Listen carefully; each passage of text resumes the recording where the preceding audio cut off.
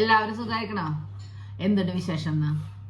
ഞാൻ ഇന്നൊരു ഓൺ വോയിസിൽ വരുന്ന വെച്ചിട്ടുണ്ടെങ്കിൽ ഇവിടുത്തെ UK ഡ്രൈവിംഗ് ലൈസൻസ് എടുക്കാൻ ആഗ്രഹിക്കുന്നവർ അതിനോട് ഒരു പേടിയുണ്ട്, എങ്ങനെ എടുക്കും, ജയിക്കൂ, അങ്ങനെയുള്ളവർക്കുള്ളൊരു വീഡിയോ ആണ് കേട്ടോ.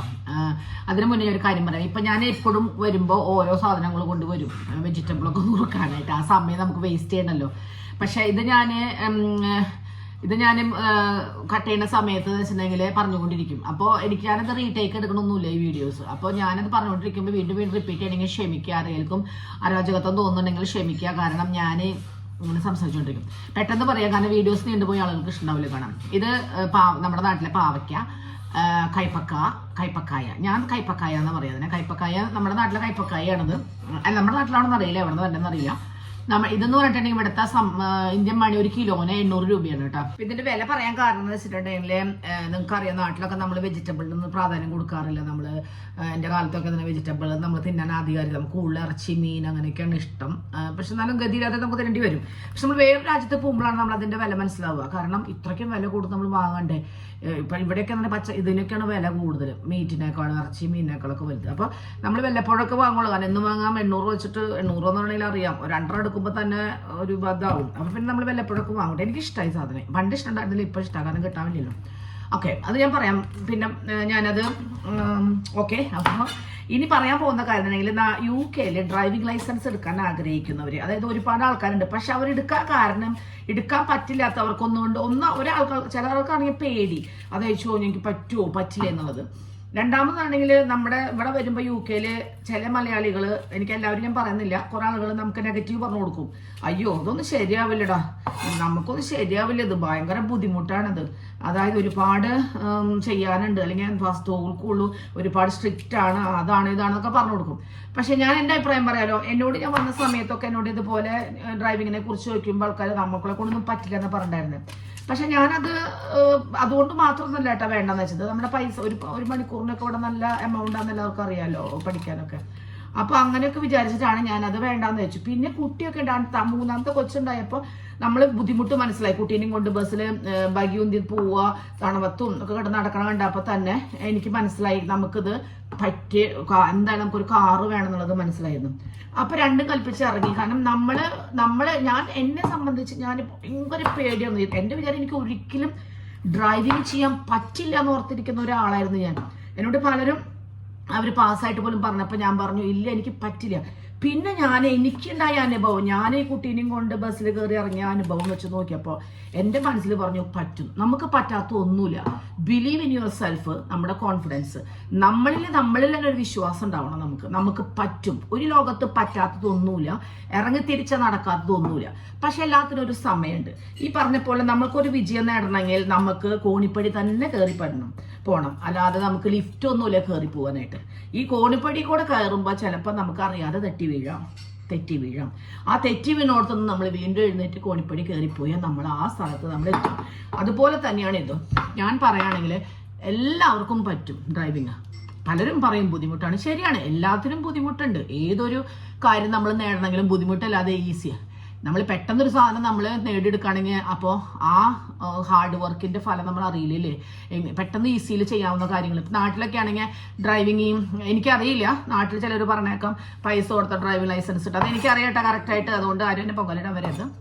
ഞാൻ മെയിനായിട്ട് പറഞ്ഞത് ഇവിടെ എന്ന് പറയണമെങ്കിൽ എക്സാം പഠിപ്പിക്കുമ്പോൾ ഒരു ബേസിക് ആയിട്ടുള്ള കാര്യങ്ങൾ പഠിപ്പിക്കുക. ബേസിക് എന്ന് പറഞ്ഞെങ്കിൽ ഇപ്പോൾ അത് ഓരോ ഡ്രൈവിംഗ് ഇൻസ്ട്രക്ടേഴ്സിന് ഇരിക്കും. ചില ഡ്രൈവിംഗ് ഇൻസ്ട്രക്ടേഴ്സ് നല്ല ക്ഷമയുള്ളവരായിരിക്കും. പോകുകയാണെങ്കിൽ നല്ല ക്ഷമയുള്ളവരുടെ അടുത്ത് പോവുക. കാരണം നമ്മൾ അറിയാത്ത എത്തിച്ചാൽ തന്നെ അവർ ക്ഷമയോട് കൂടി നമ്മൾ പറഞ്ഞു തരുമ്പോൾ നമുക്ക് പഠിക്കാനൊരു താല്പര്യം ഉണ്ടാവും. അതേസമയം നമ്മളോട് ദേഷ്യപ്പെട്ടും അല്ലെങ്കിൽ അവർക്ക് ക്ഷമയില്ലെങ്കിൽ നമ്മൾക്ക് ആ ബ്രെയിൻ നമ്മളെ ഫങ്ഷൻ ചെയ്യാൻ സമയത്ത് നമ്മൾ ആകെ മൾഡ് ആവും. നമ്മൾ എന്ത് ചെയ്യണം, പെട്ടെന്ന് കൺഫ്യൂസ്ഡ് ആയി പോകും. അപ്പോൾ അത് മെയിനായിട്ട് ശ്രദ്ധിക്കാം. പിന്നെയെന്ന് പറഞ്ഞിട്ടുണ്ടെങ്കിൽ നമ്മൾ ബേസിക് ആയിട്ടുള്ള കാര്യങ്ങളാണ്. ചില ഡ്രൈവർമാരാണെങ്കിൽ നമ്മളോട് ചെല്ലുമ്പോൾ തന്നെ നമുക്ക് സ്റ്റിയറിംഗ് എന്താണെന്ന് പോലും അറിയില്ല, മീൻസ് തിരിക്കാമെന്ന് അറിയാം. അവർ പറയും നീ തിരിക്കേ, ഞാൻ നോക്കട്ടെ. അങ്ങനെയൊക്കെ നമ്മളെ കോൺഫിഡൻസ് ബൂസ്റ്റ് ചെയ്യുന്ന ചില ഇൻസ്ട്രക്ടേഴ്സ് അവരൊക്കെ ആണെങ്കിൽ അടിപൊളിയായിരിക്കും, നമ്മൾ പെട്ടെന്ന് പഠിച്ചെടുക്കും. അപ്പോൾ നമ്മൾക്ക് ബേസിക് ആയിട്ടുള്ള കാര്യങ്ങളാണ് അവർ പഠിപ്പിക്കുക. അതായത് ഒരു എക്സാം ജയിക്കാൻ ആവശ്യമുള്ളത് മാത്രം. ബാക്കിയുള്ളത് നമ്മുടെ എക്സ്പീരിയൻസ്. നമ്മൾ അത് കഴിഞ്ഞിട്ട് നമ്മൾ ഡ്രൈവിംഗ് പഠിച്ച് ഡ്രൈവിംഗ് ചെയ്തിട്ടാണ് അത് എന്നിട്ട് നമുക്ക് നേടിയെടുക്കാൻ പറ്റുന്നത്. അപ്പോൾ ബേസിക് ആയിട്ടുള്ള കാര്യങ്ങൾ ഇവിടെ എങ്ങനെയാണെന്ന് വെച്ചിട്ടുണ്ടെങ്കിൽ പഠിപ്പിക്കുമ്പോൾ നമ്മൾ പ്രാക്ടിക്കൽ എക്സാമിനുള്ള ആ റൂട്ടിൽ കൂടെ തന്നെയാണ് അവർ നമ്മളെ കൊണ്ടുപോകുക. കാരണം ആ റോഡ് ഫെമിലിയർ ആവാൻ വേണ്ടി എക്സാമിന് സമയത്ത്. അതിന് മുന്നേ ഇവിടെ പ്രാക്ടിക്കൽ എക്സാം എഴുതുന്നതിനേക്കാൾ മുന്നേ നമ്മൾ ഏറ്റവും മുന്നേ പ്രൊഫഷണൽ ലൈസൻസ് എടുക്കാമെന്നാണ് ആദ്യം.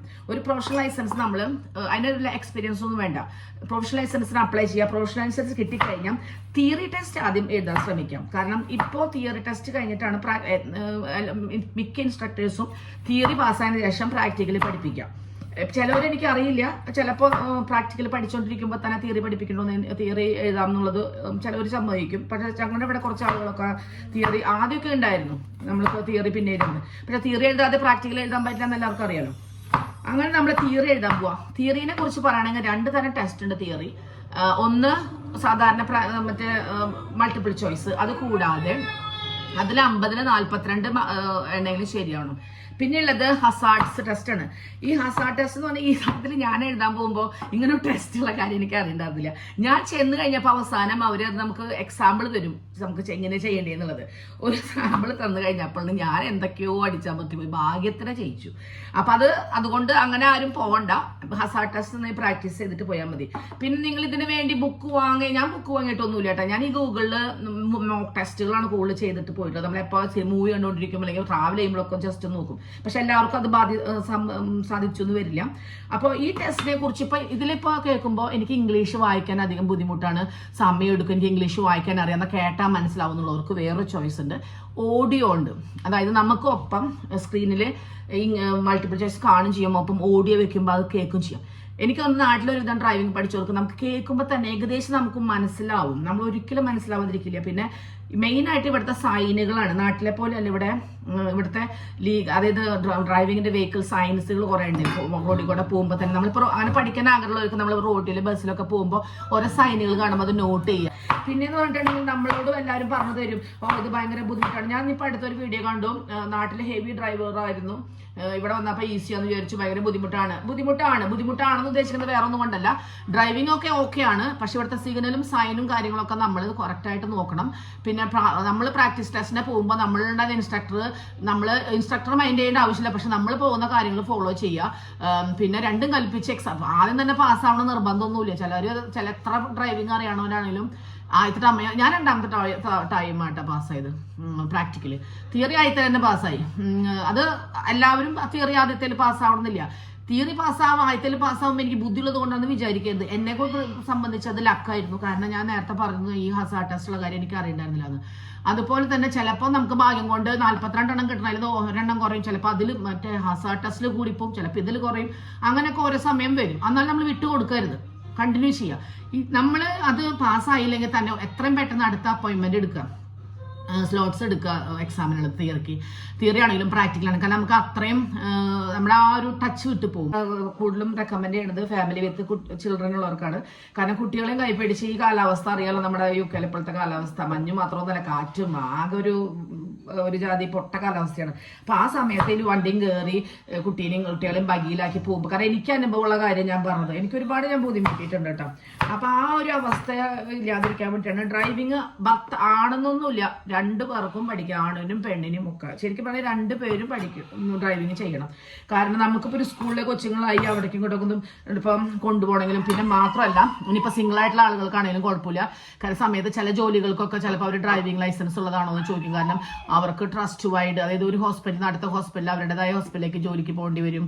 അല്ലെങ്കിൽ നമുക്ക് കമ്മ്യൂണിറ്റിയിൽ ജോലി ചെയ്യാൻ ആഗ്രഹിക്കുന്നവർക്കൊക്കെ ഡ്രൈവിംഗ് ലൈസൻസ് നല്ലതാണ്.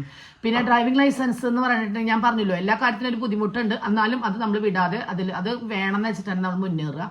പിന്നെ ഇതുപോലെ തന്നെ നമ്മൾക്ക് ഇപ്പോൾ ഒരു മണിക്കൂറിനൊക്കെ 45 തുടങ്ങിയ ഇന്ത്യൻ മണി 4500 രൂപ ഒക്കെ വരും കേട്ടോ. അത് ഓരോ ഇൻസ്ട്രക്ടേഴ്സിനെ പോലെ ഇരിക്കും.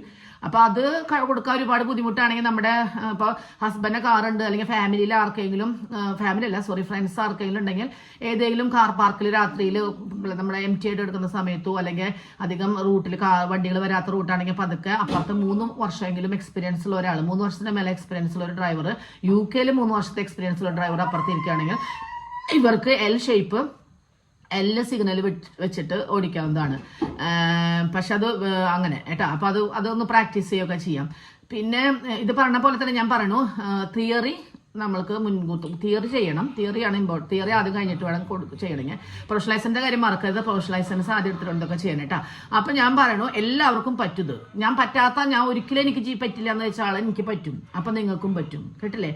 അപ്പൊ നമുക്ക് പറ്റാത്ത ഈ ലോകത്ത് ഒന്നുമില്ല. എന്ത് നമ്മൾ വിചാരിക്കണം. You believe in your self. നിങ്ങൾക്ക് പറ്റും. ഓക്കെ, അപ്പൊ അടുത്ത വീഡിയോയില് ഇനി കാണാം കേട്ടോ. ആർക്കെങ്കിലും എന്തെങ്കിലും സംശയം ഉണ്ടെങ്കിൽ മെസ്സേജ് ഇടുക. ഇഷ്ടപ്പെട്ട് കഴിഞ്ഞാൽ ലൈക്ക് ചെയ്യുക, ഷെയർ ചെയ്യുക. കാരണം വേറൊന്നും കൊണ്ടല്ല, ഇത് കുറച്ച് ആളുകൾക്ക് അറിഞ്ഞിരിക്കണം. കാരണം നമ്മുടെ UK വരുമ്പോൾ കുറെ മലയാളികൾ നമ്മൾ ആവശ്യത്തൊക്കെ പറഞ്ഞു കൊടുക്കും. കാരണം നെഗറ്റീവ്, അയ്യോ പറ്റില്ല, അങ്ങനെയാണ് ഇങ്ങനെയാണെന്നൊക്കെ പറഞ്ഞു കൊടുക്കും. അത് അവരുടെ ചിന്താഗതിയായിരിക്കും. പക്ഷെ നിങ്ങൾ ആരും അങ്ങനെ നിരാശപ്പെടേണ്ട ആവശ്യമില്ല. നമുക്ക് കഴിയാത്തത് ഒന്നുമില്ല. വേണമെന്ന് വെച്ചാൽ ചക്ക വേരിലും കായ്ക്കും. കേട്ടിട്ടില്ലേ? അപ്പൊ അടുത്ത വീഡിയോയിൽ കാണാം കേട്ടോ.